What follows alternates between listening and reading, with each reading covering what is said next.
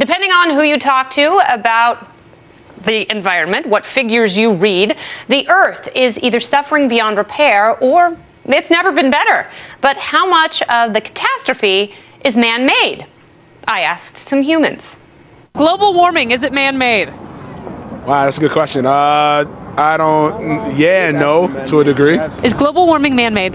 I don't know. I don't really know. Maybe. What do you think? Is global warming man-made?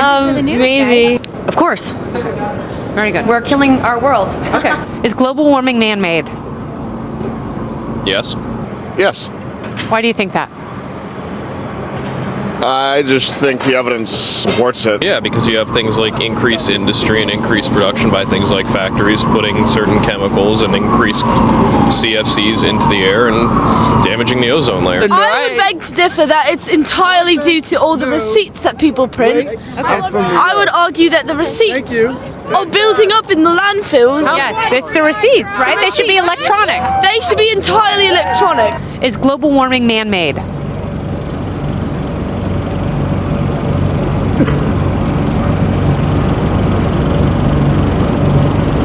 No one knows. That was the greatest pause. Obviously, I shot that on St. Patrick's Day. I don't think there were lingering drunks in New York. Well, you know what? Maybe there were. Maybe I don't even have to give you any sort of press release. Well, we decided to call in the wolf because a lot of questions boil down to pure, unadulterated science. And who better to walk us through the process of our own demise than the science guy? Bill Nye the Science Guy. Bill Nye the Science Guy. Bill Nye the Science Guy. The one and only Bill Nye joins us. He is the science guy and so much more. Hi, Bill. Greetings. Greetings to you as well. So there are still some questions as to how bad global climate change is. We all know it exists. We all know something is obviously going on. Some say the science is settled, but we know true science requires skepticism. Bill, what do we know for sure? That the world's getting warmer and humans are causing it, and the extra heat in the atmosphere is changing weather patterns in surprising ways. May I ask you a question? Please. We're here on Fox Business. That's right. And you're saying that you accept that climate change is happening? I do accept climate change is happening. I do. Oh, good. But well, I don't know the extent to which human beings are causing it, and if we curtail our behavior drastically, if it's going to make enough of a change. You know, if you look at the Earth's history, 5 billion years rich, it certainly has been through an oscillation of various weather and climate cycles, and it will continue to do that long after humans are gone. What are we doing about it, and what can we do about it? Here's the thing to grasp. It's not whether or not there was more carbon dioxide in the past. It's not whether or not the world was warmer in the past. It's the speed that it's changing. It's the rate that we're doing this. That's the problem. So in 1750, which is a nominal place to start, the invention of the steam engine, there were 250 parts per million of carbon dioxide in the atmosphere. Now there are over 400. And this very rapid change in geologic terms, this very rapid change in the amount of greenhouse gas in the air is making the world get warm faster, and that's affecting weather patterns and getting us on Fox Business Television. So what will happen if we continue at the current pace that we're on, according to your read on the science? Well, what will happen, first of all, the ocean will get bigger. When things get warmer, they expand, with a couple exceptions. So the ocean will get bigger and the sea level will rise. Then as we melt ice, freshwater ice, in Greenland and Antarctica and places like that, more water is going in the ocean, and that will also raise the sea level. And it's the speed that it's happening. People who have houses right on the shore, factories right on the shore, seaports where container ships come and go, everything will have to move seawalls will have to be built. People will have to retreat to literally to higher ground. Now, one of the ways And they you can do this that, is but by it's gonna having take money, right? It's going to take funds. It's going to take money. Exactly, and you make money by growing economically. The per capita income in 1900 was $565. Now it's above $8,000. Is there an acceptable amount of economic growth that you would give up in return for adding regulation that would ameliorate these effects? How much can we cut growth which produces a lot of ability to allow us to cope with all kinds of environmental problems? So we, on the other side, look at this a slightly different way. First of all, the premise that if you stop digging up coal and burning it, you'll drive people out of work, and that's bad.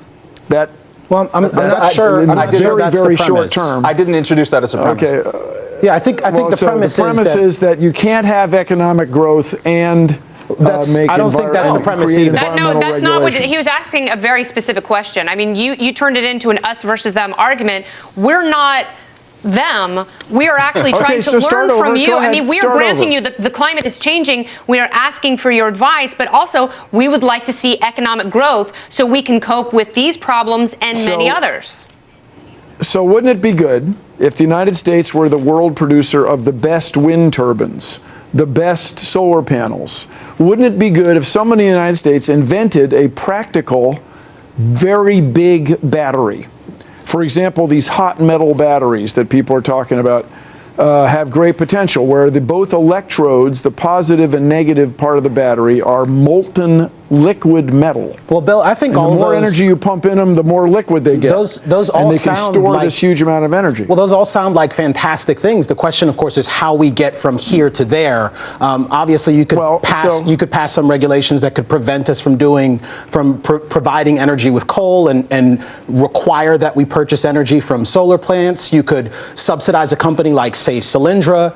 There are any number of things that could happen, but you do, in fact, these are not cost-free solutions to the climate crisis, as some might call it. You asked the other question, what's the cost of having to move Lower Manhattan? Well, there is some cost. There's some cost associated with that, but we shouldn't engage in hyperbole here. I mean, if we were talking to a climate skeptic denier or climate denier, you would stop him. I would stop anyone who suggests that oceans are going to rise 20 feet. That is an outrageous claim, and I think you know that there isn't any science to back that up. Well, no, I'm not saying you did, but I'm not saying you did. You said that.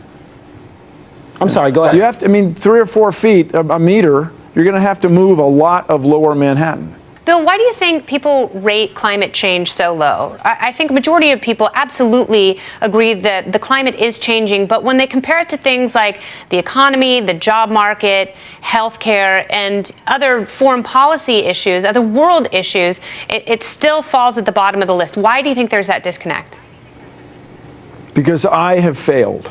It's all my fault. I and my colleagues have not succeeded in reminding people of how serious this situation could be and the economic opportunities we have for it. And so part of it, we have these very influential conservative interests who have hired people to introduce the idea that scientific uncertainty of plus or minus a few percent is somehow equivalent to doubt about the whole thing. Well, Bill, thank you. We got to get people worried about it. It'll be fun. We'll have economic opportunity with new industries. We can change the world. I love technology. I love changing the world. And I'm glad you're an optimist. Thank you, Bill. Carry on. All right, very good.